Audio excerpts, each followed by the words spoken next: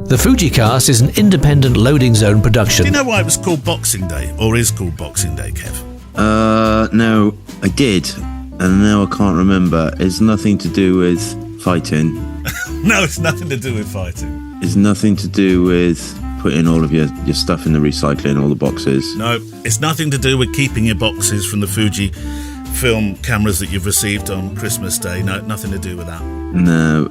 You get rid of them anyway. Pass. I did know, but now I've forgotten. So educate me. It comes from a time when the rich used to box up gifts to give to the poor. Boxing Day was traditionally a day off for servants. Have you given your servants a day off today, Kev? Yeah, they got a day off. A day when they received a special Christmas box from their masters. The servants would also go home on Boxing Day to give Christmas boxes to their families. There we go. That is Boxing Day. Oh, good. And now all the rich do is avoid tax paying. There is that. Yeah. The FujiCast. It's a new form of Boxing Day, Kev. I feel like we should, because it's a Christmas Day show, and I don't know how many people are listening. Well, not Christmas Day show, Boxing Day show. It's almost like I'm speaking into a void and an echo. Did you have a good Christmas? Hello. Sorry? Did you have a good Christmas? Well, I don't know yet, because, of course, as you well know, we're recording this before the event. Yeah, I reckon. Christmas was great. Yeah. It has to be. Say that. Just say that. Yeah, it was absolutely amazing, Kev. Right, now we have to make sure it was amazing. Otherwise, we'll be lying, and we never lie. The dog ate the turkey. Couldn't believe it. I only left it on the floor for a second. He would. I tell you what, he would. We've got family coming over. We had family coming over. Let me do this in the right way. No, your Christmas will be rubbish then. Yeah, my brother-in-law came across. Yeah, you're right. Yeah. But the one we like also came. So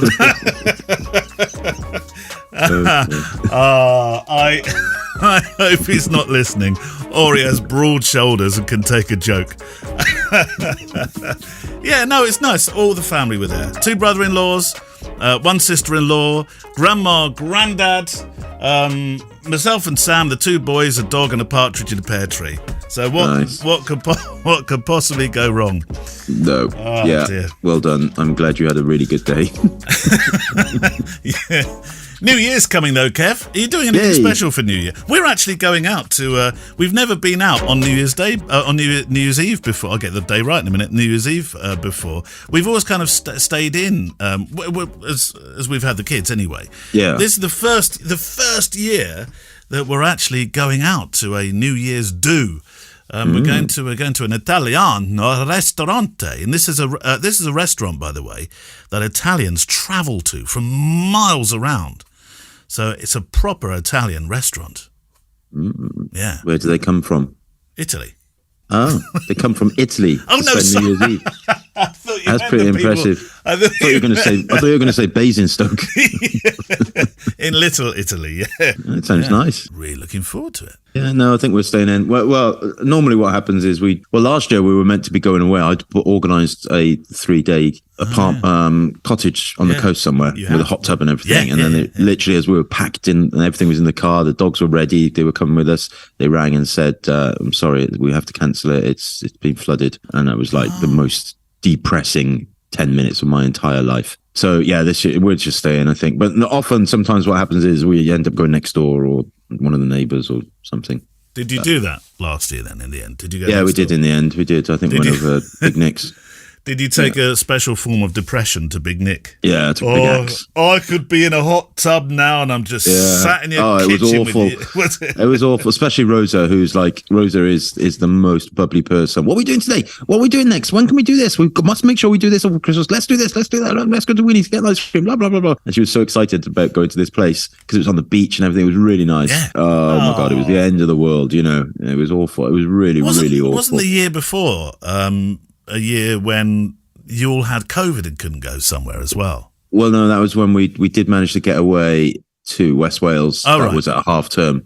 Right. And Rosa and Albie both got COVID. So they had to just spend the entire holiday in separate bedrooms, not doing anything. You've had two. Is that why you've not bothered doing anything this year? So I can't be bothered to organise any hot tubs. It ain't going to happen, Mullins. No, I can't afford it this year. That's it. Oh, dear. We'll get there, Kev. We will get there. Yeah, we will. We will. Right, we will do questions. It's Boxing Day and a sort of Christmas Day show, so it's a, as I said at the start, we don't know who's listening. Hello. But I'm trusting that as the week goes on between Christmas and New Year, you'll think, I need to escape the family at some stage and listen back to the podcast. So I think it's going to be a slow burn across the week, Kev. With slow burn. A little mention for our patron pop-up that we did that you would have heard last week, which was all about, now for patrons this is, all about having your work critiqued. And we're starting something new in 2023. Whether it goes well, I don't know yet, Kev, because we haven't had anybody yet write one in. So we need one. So if you're a patron and you would like your work critiqued or your website critiqued... Gently, yeah, we did, underline that gently. Then please send them in to click at FujiCast.co.uk, and it's going to be critique sessions on the pop-ups for a little while, not the whole year, just for a little while. See how it goes. Well, it depends how many we get. Yes, it depends how many we get. Otherwise, we'll just pick them off. We'll look into the patron names and we'll pick them off one by one. Yep. So talking of patrons, we do have a couple more new ones to say thank you very much to for supporting us. We have Patrick Gomez. We have J. Reed Gidez. That's the best name yet. J. Reed Gidez. That's like a rock star name, that. Yeah, it does, doesn't it? Chris McSherry, Alan Brinkley, and Wade Brown. Thank you so much. And so thank you very much to the patron supporters. For the price of a cup of coffee, you can help us too. And talking about people who help us, I am literally just reading the December updates to PickTime. They have sent the December updates to their system, which tells us all of the new things they've added and a couple of things they have added up, which are really, really cool. Shipping method. They've changed the way you do shipping methods, so you can actually add pickup, which is nice because that was never there before. So if you want them to come around your house and get stuff, or you're going to drop it off or whatever. Yeah. I'm reading here. They've also added download terms and conditions. So if you wanted to add a message about the rights and responsibilities of downloaded files, you can just do that, download terms and conditions kind of thing to your processing. From a workflow point of view, you can now download as a CSV all your orders, which is really useful actually if you use Excel or anything to monitor that stuff. I've added the ability to hide the expected delivery date for self-fulfilled or all orders to prevent confusion for clients during busy times like now. Or like a couple of weeks ago. Yep. And also they've this is really useful. They've set a scheduled start date and time in the Simple Sales System campaign now. So you can actually say, start this on this particular date and time, rather than it was the case in the past was start it now or run it for 6 weeks or whatever. So now you can just go, start it at this o'clock on this a day. So PickTime, I've set up a whole new set of updates, and thank you to them for continuing to support the show. And you can get 1 month free using the code FujiCast, all uppercase. So go to pick-time.com, then use that word. Time.com. Yeah. And I know quite a lot of people, a lot of the FujiCast users have been using it. It's good. It's really good, because then hopefully they'll carry on helping us. Yeah. No, well, that's it. Well, come on, it is Christmas. That's true. Yeah, 'tis the season to give. Right. Questions. Shall we go for questions? There's no guest this week. We've given them the Christmas off, and so that restarts in the new year when we do our first show in the new year. But we do have questions. Do you want to go first, Kev, or me? You go first. Why not? I'm a little bit worried about your mouse, by the way. Kev announced that halfway through the show, worse by the second. He might have to stop because the mouse won't work anymore. But is yours sort of sluggishly slowing down then? Mine just says, as soon as it's got no batteries, that's it, no more. No, it's like starting to drag a little bit and, flicker and all that kind of stuff. I need to put a new battery in it. It's just one AA, but trying to find a AA battery in Malmesbury is like trying to find, I don't know, partridge in a pear tree. Mike Miller has got a question. I'm not sure that we answered this one already, or we had one very similar to it. Apologies, Mike, if we did. Dear Neil and Kev, I hope that you're both well and that Kevin's feeling better. Oh, were you not feeling so good? It was only, there was the last episode. Oh, you were rough. Sorry. Well, you just talked about it. I just talked about it. I've forgotten already. Sorry, I've slept in the interim. On a couple of recent episodes of the FujiCast, you have mentioned that it's not a good idea to delete photos from a memory card unless you're reformatting the card. How should you handle the situation in street photography? No, this is a really interesting twist on it, actually, where the person asks that you delete the image that you've just made of them from your camera. Mike, nice twist. Okay, so as we've mentioned, my point on this is, we've talked about this a few times now about deleted images. It shouldn't cause a problem, right? And in 99.9999999% of the cases, it shouldn't. No. It just, you've got a tiny slim chance of it corrupting your card if you delete in camera. Yeah. All right. So don't overthink this. I wouldn't delete, certainly I wouldn't delete in camera at a wedding or anything like that. But if I'm just doing street photography or I'm out doing family photography, whatever, basically anything else, I probably wouldn't have too much of an issue with. However, not once in my entire life of shooting has anybody on the street ever said to me, "Oi, delete that picture." No. So yeah, chances of both things are very, very slim. But should somebody say to me, "Can you delete that picture, please?" Even though my rights, depending on where I am in the world, are to keep that picture, I would probably just go, "Yeah, of course, no worries." I have spoken to, and we both have, and we've had interviews on both our titles, and of course you mix in the world of street. I do ask this question, and perhaps I should just stop asking it, because pretty much I can't think of the last person that said to me, "Oh no, I've had to delete a few times." None of the, and I've talked to some fairly large street photographer names as well, have ever said they needed to delete a photo because they've been asked to.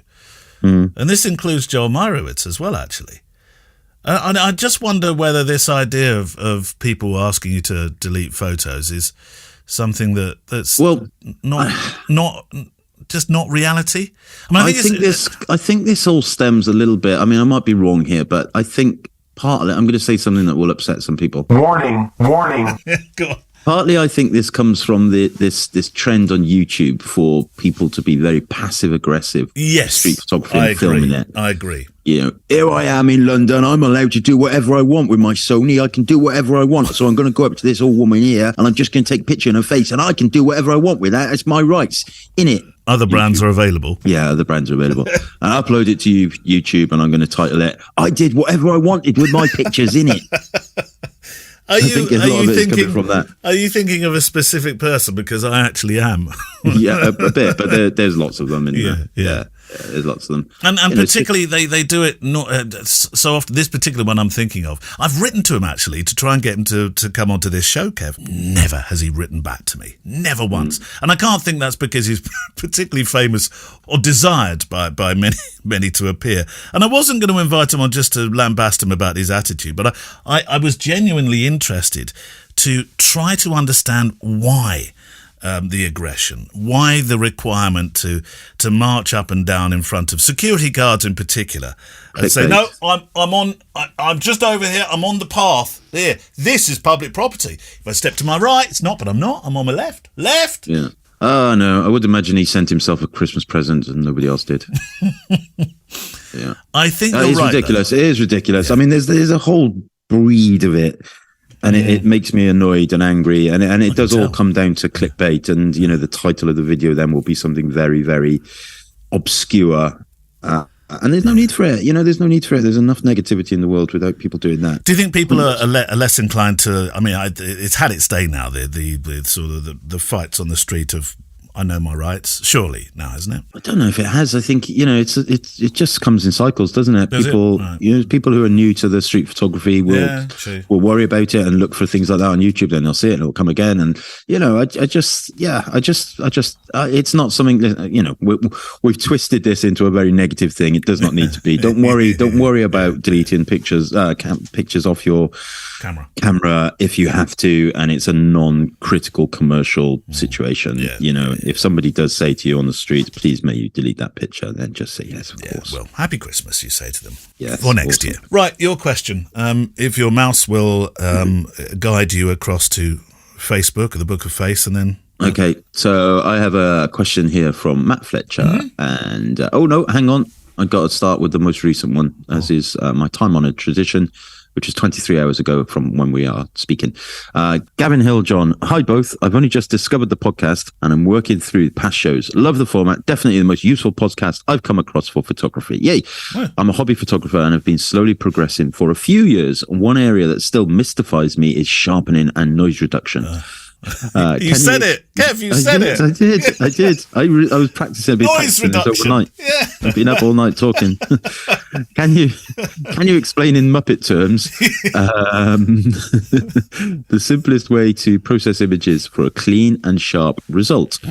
At the moment, I just move my sliders around like a demented 2-year-old, hoping for good results. Well, what I do. I don't sharpen very much, Kev, and I'm beginning to get a little bit worried with our recent conversations that I should be sharpening more. I do sometimes. For example, I got asked the other day, there was a picture that a client had requested that wasn't sharp. Now, when I looked at it on my screen, an editing screen, it was sharp enough. It was 2 people walking through a park in London during the summer. Lots of bloom, so lots of detail everywhere.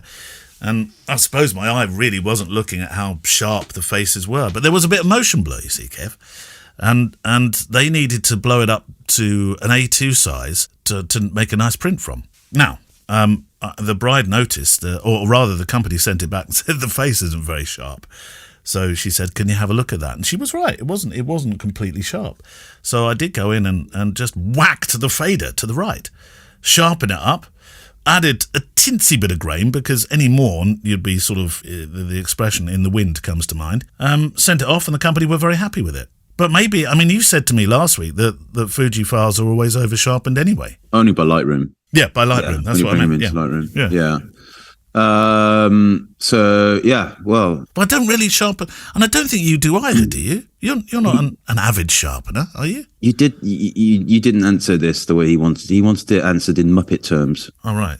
That's what he said. So it's time to play the music. It's time to sharpen the image. It's time to go to meet the Muppets and slide the slide tonight. That's it. There we go. Boom. There we go. We've done it in Muppet terms.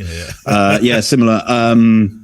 Don't overthink it. I have a default sharpening routine in Lightroom, which is just part of my import process that makes it look good. And funny enough, I do have what's it called, Topaz Sharpen AI software. Yeah. Which is absolutely amazing. You would make that the last part of your workflow, wouldn't you? Because you do everything else, then sharpen. In extreme cases, I would use that. Right. But you would definitely notice, right? So if you just took a regular average 800 ISO image that you've edited in Lightroom in your normal style, and then you put it into Topaz Sharpen AI, you will see a difference. Will you? Yeah, you will. But in my mind, it's probably a bit too clinical. But it does kind of prove a point a little bit. It does, if somebody did say to me, like your client said, then yes, I'd probably revisit it, shove it in Topaz Sharpen AI, and then give it back to them. But yeah, just remember that, whatever software you're using is, you have to edit it to your eye, your style. And sharpening for me, Lightroom's default's now at 40, opening parameter is 40. I didn't know this was news to me. And it used to be 25, right, I think. Yeah. And 25 is probably more accurate. But in some cases, if you're shooting at higher ISO, it's just going to be softer. You can't, that's the nature of it. If you want perfectly sharp images at higher ISO, then it's just not going to happen. You'll end up disappointing yourself. Yeah. So yeah, just find a way that works for you. It's impossible, whether it's in Muppet terms or not, to say these are the right figures for you to use, because there just is not. And one person's 40 is another person's 50. There's another Muppet song there. Halfway up the sharpening, there's a sharpener that I like. It isn't very strong. I'm trying to think of a word that rhymes with like. I can only come up with bike so far. Bike, yeah. Yeah, that's good. It's not an excuse, Kev, but there's two things that come to mind here. And number one is something you said a couple of episodes ago. Well, maybe it was the last episode actually, where you talked about images having, what did you call it? Was it passion? No, images having some sort of grit, some sort of... just feeling to them, isn't it? Yeah, yeah. And that was to do with grain character. and character and things not necessarily being sharp. And the other thing is, and this is not an excuse, but if you go to a gallery and look at some of the great street photographs in particular, and I'm very lucky to have a Bert Hardy one.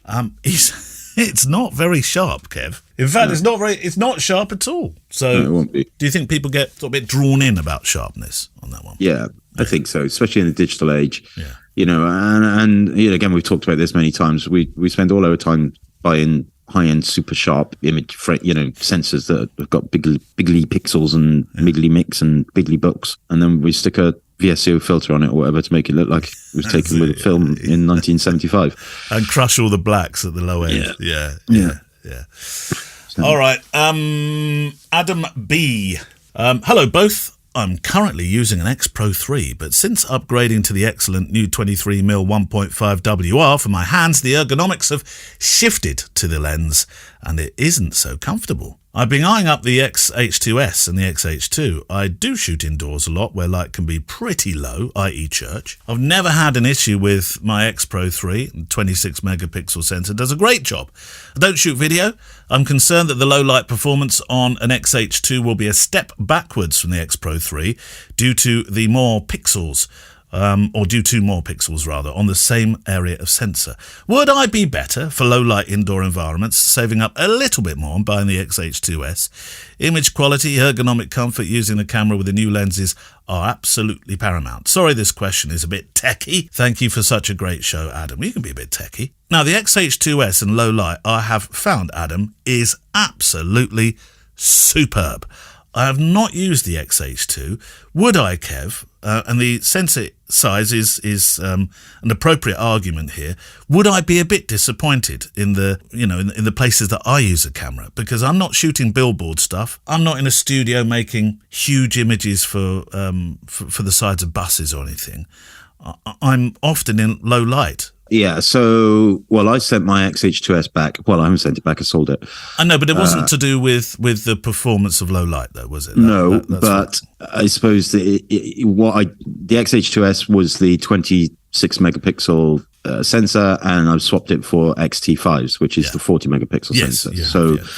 So the point being, I cannot see any noticeable difference at higher ISO. And now, in fairness, I did shoot a wedding in Bonnie, Scotland. That was the ceremony. It was mid-December, and the ceremony wasn't even until 4:00. And a lot of those images were very high ISO, and I did shoot them. That was before I saw my X-H2S, so I shot that with X-H2S and one XT5. And not at one point did I flip between the images when I was editing and think, oh, that one's noisier than the other. Oh, really? Okay. So no dramas on that from my point of view. I do know that I think we had a question about it, actually. I don't know whether we'll get through to it today, but there has been YouTube videos saying, the the 26 megapixel sensor is better than the 40 megapixel sensor for all this and all that kind of stuff. And it might be a few pixel peep to the edge of the frame. I was going to say, is it a bit like the last question? It comes back down to pixel peeping and looking far more closely than you really ever need to. Yeah, I guess. But I mean, for some people that's important, and I understand that.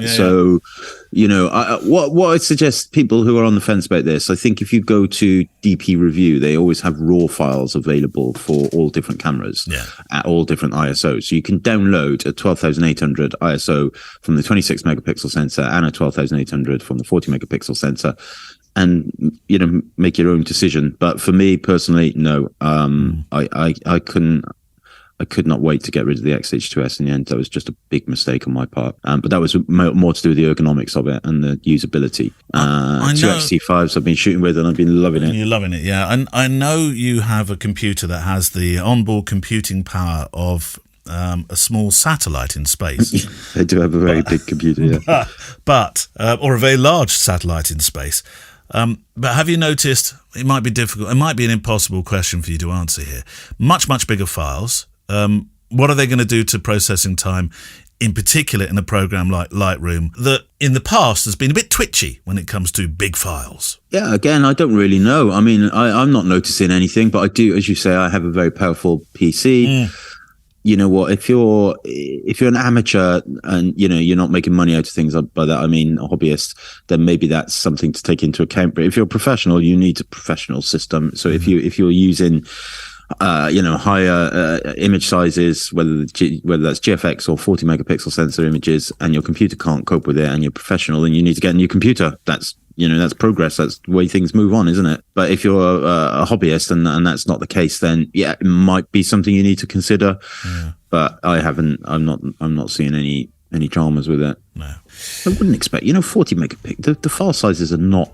It's not like we're talking the difference between GFX 100 megapixel images and XT4, for example, is quite substantial. Actually, so we're only talking 12 or 14 megapixels, aren't we? Really? Yeah. The physical file sizes, I think, work out to be about 1,000 pixels wider or something. Yeah. Okay. All right. It's not massive. If you'd like to send your questions in the new year, then there's two ways to do it. Click at fujicast.co.uk is one way. That's the email way. Click at fujicast.co.uk. Or if you want to send in by Facebook, Kev, how do you do it? Go to the Facebook group, which is FujiCast. No surprise there. Search FujiCast. Join the Facebook group, and there is a thread at the top which says questions for the show thread for the new year, which was actually from last year. So I'm gonna during my downtime, I might tidy this up a little bit. Yeah. And was that 2021? It was saying, was it? I can't remember. When did I post it? 6th of January last year, I think. 2022. Right, okay. Yeah. New year, new questions for the show thread. Yeah. But we do have some questions in there we've never answered, so maybe I won't. I don't know. No, we should keep those. No, questions I'm not going to do. I'm just going to get drunk. No, that's it.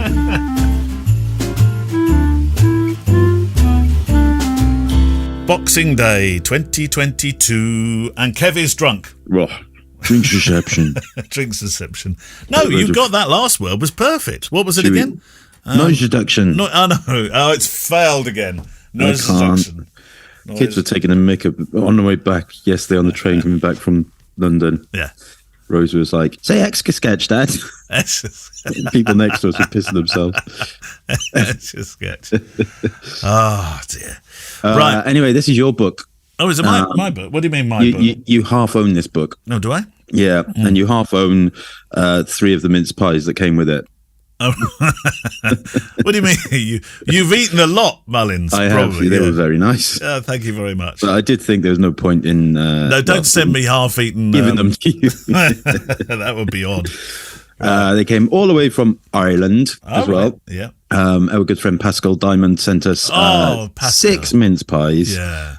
And a book. Hang on a minute, he sent 6. I thought you meant he sent 3, which I thought was a bit weird to sort of halve that. So in other words, I should have had 3, we had 6. Yeah, that's right. How does this work in any fair relationship? Well, so what happened is they turned up in the post. Yeah. And I ate them. Right. Okay. That's basically what happened. Pascal, everything you've ever sent into this show, and you've sent a couple of bits, has never ever reached me.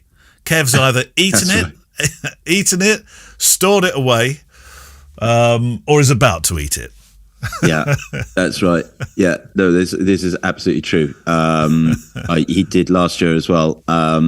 Did do exactly the same thing, sent us mince pies, and I ate them as well. Right, well, he sent a book, so we got a book to talk about. What is this book that Pascal has sent you, and have you eaten it yet? Well, first of all, I am going to say thanks to Pascal because he's been very kind to us. And so, Pascal, for those who... He was a guest on the show once. Yes. Many moons ago, because he owns a camera store in Northern Ireland. I think, if my memory serves me right, it's called Camera Plus in Northern Ireland. We were talking about independent camera stores, weren't we? And I think it's the only independent camera store in Northern Ireland as well. So yeah, if you are looking to support your independence and you are in Northern Ireland, then Pascal is your point of reference. Yeah. I think I got that. Sorry. Mince pies. I've got a bit of mince pie. I hope you don't choke on it. Oh, this is lovely as well. Oh, yeah. Drinks reception. And he sent us £5,000 as well, but I won't mention it. Don't tell me that didn't make it into halves either. No. Right. So the book he very kindly sent us as well is called The Changing Faces of Ireland. Right. Looking Back by Eric Luke. which is a really nice book, actually. Really nice hardcover. Eric Lucas captured the essence of Irish life over the past 40 years with stunning and thought-provoking images of the people of Ireland for the Irish Press and Irish Times. Whether the subject is a film star or a Gaelic football player, a fisherman or an illicit poteen distiller. That's another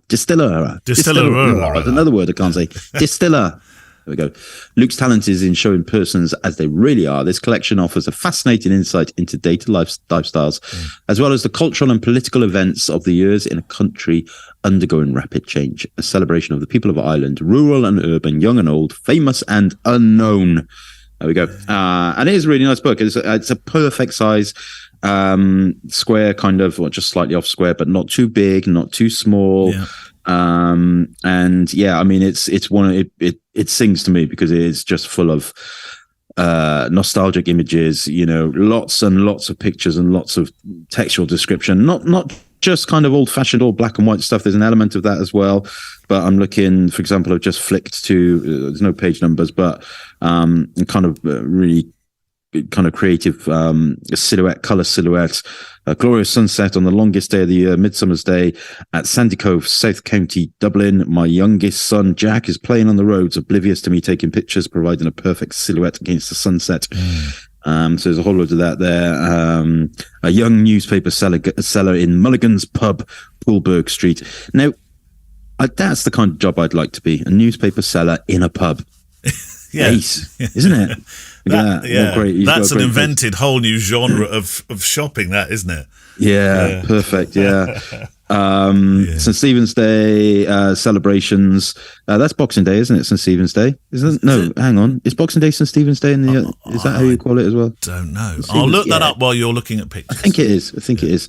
I should know that because it's the religious element. I've been to church about 1 million times this week. And you still don't know when but I will have done. So Stephen's Day, Ireland. Let's have a look. St. Stephen's Day. Yeah, 26th of December. Yes, you're right. Yeah. There we go. A pilgrim on the opening day of the 3-day pilgrimage season at Loch Durn, Dirk, in the year 2000. Bless you. He's standing there next to the pilgrimage pillar with his crucifix in his hand. U2 at Croke Park, 1987. Now, I very nearly went to that concert. What a concert that would have been. Yeah, these are great shots as well. This is why they say life, death, and rock and roll in 40 years, isn't it? Yeah. Yeah, that's why it's been described as that. I like I've found a couple of pictures actually that appeal to me, and the nostalgia of this would appeal to you as well. There's a shopkeeper standing outside S. Greer and Son, saddlers and harness makers.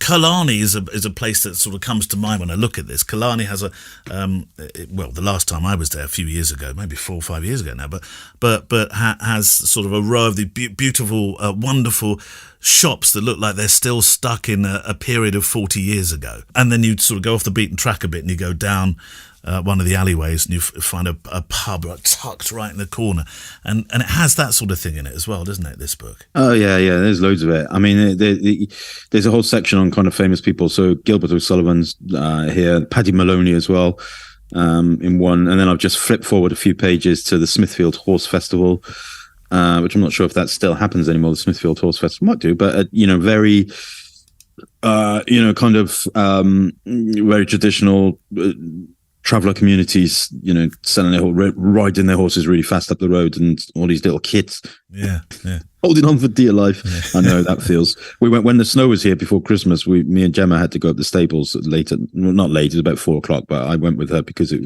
was too dark and cold and everything for her to do it with Rosa. So I went. It was ice, and the horses are all stood in the field staring at us. And then one of the horses, Romy, just decided to walk through the electric gate and run at me. What? Which meant because the electric gate had then just been pulled down, all the other horses decided to follow and run at me as well. And then I literally fell over on the ice, fell onto my bum. Oh. Me and Gemma were in the middle of a little bit of an argument, so she just laughed and said, "Serves you right." And the horses galloped off somewhere else. Anyway, yeah, so... What were you arguing about? Oh, something ridiculous. Oh, no, I know what it was. Can you say? No. Oh, fair dues. Oh, I thought we had a scoop then, didn't we? Yeah. We've But you are funny, you two, though, because then something like that will happen and you'll scream and laughter at each other. So we had the Saturday before Christmas, I shot a wedding, a really, really lovely wedding in Uli, not far from here. Really lovely wedding, and it was a long day though. I started at 10 a.m. and I finished at midnight. And the next day we had some new wardrobes delivered for our bedroom, because we've been literally, I've had my clothes in a carrier bag next to my bed for the last 6 months, and it was just depressing. So this wardrobe has come, and of course they chose the week before Christmas to deliver it, and so the Sunday, the day after the wedding, where I'm literally hanging, and we have to put this wardrobe together.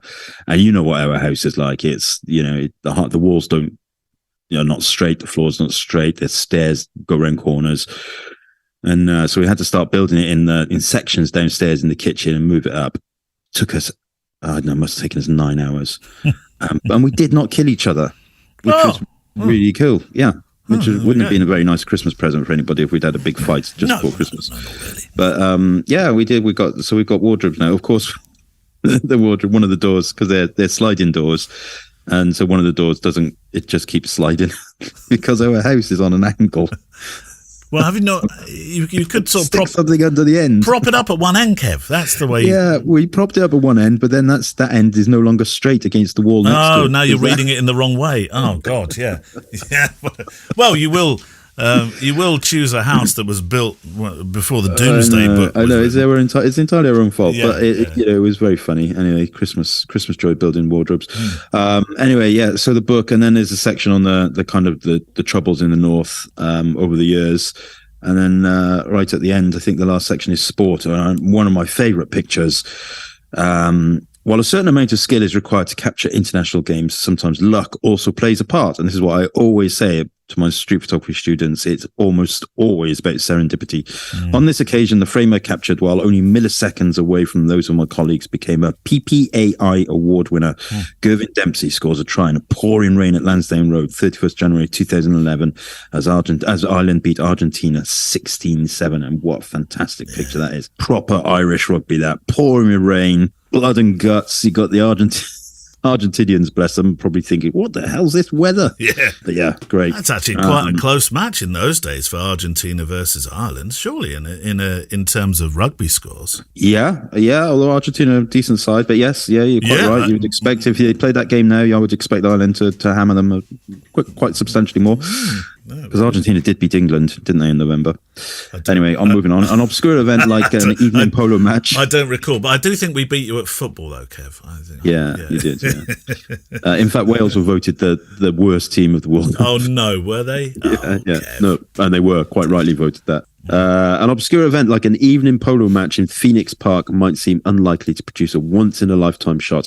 Here, both rider and horse are upended, and the picture brought the event into the front page of the Irish Times. That is a very, very, very amazing picture. Yeah. Literally, the horse is on its back, and so is the rider on its back. They've obviously taken a tumble. Hopefully, the horse is all right. Yeah. And hopefully the rider. Yeah. Here we go. Here's a lovely picture of Jack Charlton as well. Having covered Ireland's World Cup campaign in Italia 90 and USA 94, a quarter of a century passed before catching an emotional Jack Charlton in the Aviva Stadium. The occasion was Ireland versus England, 7th of June 2015. A 0-0 draw was the result. So great. A really, really, really cool book. I love it. Brilliant picture on page 136. As photographers went out into the middle of the pitch to record the two teams for the 1989 Camogie All-Ireland final at Croke Park, which I think is women, I stayed behind to photograph the photographers. Nature played its part, and a gust of wind elevated the picture from a mundane team portrait into a unique photographic moment, and I'll leave it up to your imagination. But yes, beautiful, really, really wonderful book. There's an incredible picture, and I while you've been talking about the sports part of it, I wondered if I could look it up, but I did. He was asked to go and photograph an artist, Finola Graham, and her husband, who was 97, had just passed. So when he arrives with his camera, she opens the door and says, "Francis has just died." And he obviously went to make his excuses to leave and let the family get on with stuff. And she said, no, you must come in. And he said, I asked if there was anything I could do to help her. And she said, well, we do need to lay him out. So Luke helped her prepare her husband's body. as she waited for family and friends to arrive. And then he makes this extremely potent, quite somber, stark photograph of this chap on the bed laid out. There's a bare light bulb dangling from the ceiling. What a powerful story. The strange things that happen to you as a photojournalist. And he has that in the book. Yeah. Stunning. Yeah. It's a really, really, really nice book. I will keep it on my shelf, and you can occasionally come and look at it if you wish. No touching.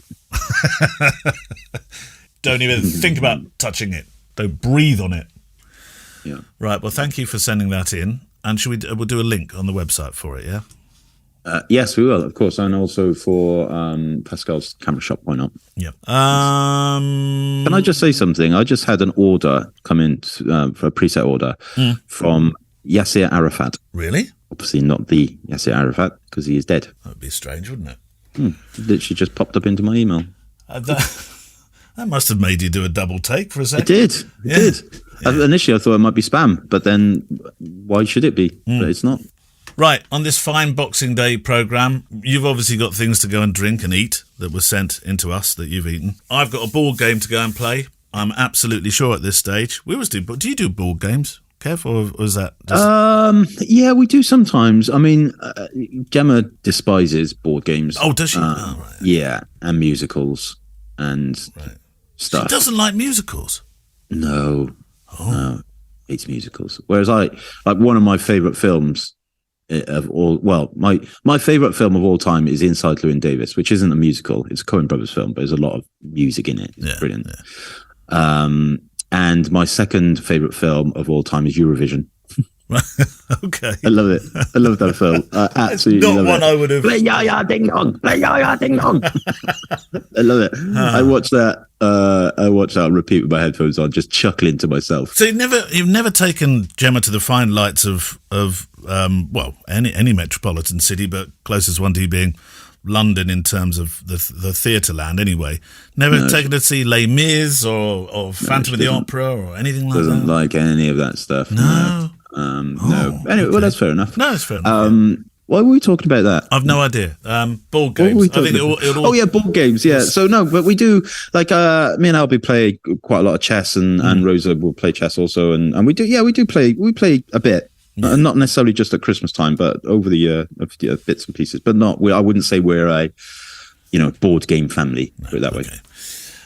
Well, should we do the last question of the year? Last question of the year from Facebook. Yes. Dear Kev, which board game is your favourite? And which musicals does Gemma like to go to? I tell you what, if ever you're sent musical tickets, then they won't be going in half. I'll just get the whole lot. I like them. Oh, yeah, do you? I remember when I used to work for Microsoft years and years ago. Did you used to work for Microsoft, Kev? Yeah. You never mentioned it. No. Oh, no. And I was a milkman when I was a child. They used to take us we went to see Les Mis and Phantom of the Opera and all that kind of stuff. They used to just go, right, next Thursday night, if you want to come, we're getting a bus from Wokingham. And can you imagine that now with corporate expenses taking everybody to mind you, a friend of ours has just been flown to America first class. What's the highest one, first or business, Kev? I've rarely first class is higher than business generally. Okay, went first class to America just for a jolly for 4 days in Memphis. Nice. When do I get a job like that? Love to go to Memphis. I have been to Memphis. I was a bit surprised by the size of Graceland. It's not a big place, is it? I thought it would be absolutely huge. And it does look quite imposing on the outside. But once you go on the inside, you think, where's the rest of the house? Yeah, well, the reason for that is because Graceland, he bought Graceland for his parents, basically. But at the beginning of when he became successful. Right. So it wasn't... yes, it is a lovely place, but I've never been there, but I know about it, and it's not like Neverland, for example. It's not like a theme park type place. It's basically the family home he bought for his mum and dad. Yeah. So from the outside with the pillars, etc. Yes, it looks imposing, but on the inside, no. It's you're kind of thinking, oh. But although it's a wonderful place to go, it is an amazing place. That is a great film as well, by the way. Graceland, the new Elvis film. Oh, the new Elvis film, which is more about Colonel, what's his name? Colonel Sanders. Yeah. his manager really kind of a bit more about We're him. back to board games. We're back to board games. Colonel Mustard. Brilliant. Yeah. I know. Brilliant film. Absolutely brilliant film. Great soundtrack as well. And it's not just all Elvis music. There's a bit of Eminem in there. Some soulful stuff. Wow. Brilliant. There was a film that I, since talking about films, before we get to this question then, a little bit of homework that I've got to do. It looks amazing. The trailer alone sold it to me. Ed Harris is in it, and it's called Kodachrome. It's on Netflix. I'm not sure if it's on anything else, but it looks amazing, Kev. Yeah, I've watched it. It's quite an old film now. I think it's about 5 years old. Oh, is it? I didn't realise that. The last roll of Kodachrome, wasn't it? And his father, he travels around the country with his father in a car. I'd never heard of this film. I've only just. It is a good film, though. Yes, Is it a good film. Is it a tearjerker? But it's not based around a little bit. Yeah, it is. It is a little bit sad towards the end, but it's not based around the McCurry story. McCurry was the person who shot the last roll of Kodachrome. In real life, but it's not about that. It's loosely based on this idea of the Kodachrome film stock dying out. How do we know it's the last? It is a very, very good film. How do we know it's the last? Oh, well, I suppose it can be physically the last numbered one, but there will be Kodachrome around in fridges here and there, won't there? Possibly, yeah. But the last one that came off the last one that came off production line, I guess. Yeah. All right. Anyway, this question. Oh yeah, is my question is you were doing it from the Book of Face. I know I was. Yeah. You're quite right. Yeah. Okay, then. right. So Nathan Goosens says, "Hi Neil, hi Kev. Not sure if this has been discussed already, but I was wondering how the digital zoom works on the X100V. There does not appear to be a loss of quality. Is this correct?" There is no loss of quality. It is a digital zoom, isn't it? Yeah, it's essentially a crop. So there is no loss of quality. But yeah, it's there will be a loss of quality, won't there? By virtue of the fact that you're essentially just zooming into a part of the image, and they've got some very clever Japanese fairies inside the camera doing very magical stuff. Right. So there certainly isn't that I've ever noticed, and as far as I'm aware from the marketing stuff, any loss of quality. But it is a crop, so you don't have the same size effectively. No. So you would get a better, not necessarily quality image, but more larger image if you use the teleconverter bolt-on screw-on lens rather than the built-in digital converter. I always hope that they will make a longer focal length to screw on the end, because I've got them all. I've got the one that the wide angle one, and the one that takes it to 50 mil. Well, you can. So if you've got the teleconverter, you can use a digital converter with it. Well, you can, but then you're going to have a smaller image, pixel size, aren't you? Which is not what I was looking for. No, I know I'm being fussy and all the rest of it, but we shall consider. Yeah, I wondered if that was going to be a we shall consider. Well, there we go. That's it for another year, Kev. Another year. What we all really want is a 50mm X100, don't we? Yeah, that would be nice. Yeah. Did you ever ask for that? I think it's been asked by many people many times. We shall consider. We shall consider. Well, you never know. One day, Kev. One day. Is it this year on the roadmap that it's the following year on the roadmap for the next X100, isn't it? I don't think it's on the roadmap. I don't think they've actually said that it's on the roadmap. No, he didn't. No, Andreas said, no, he didn't say roadmap. He said the normal expected time frame of, didn't he? That was it. I would not expect to see one in 2023, but I may, and hopefully I am wrong. Yeah, not that I can afford a new one. It's going to be half my stuff went to MPP last week. Oh, did it? Oh, dear, Kev. Look, it's going to be very good. Were they? Did you get a good price? Yeah, I mean, I sent some pretty battered stuff up.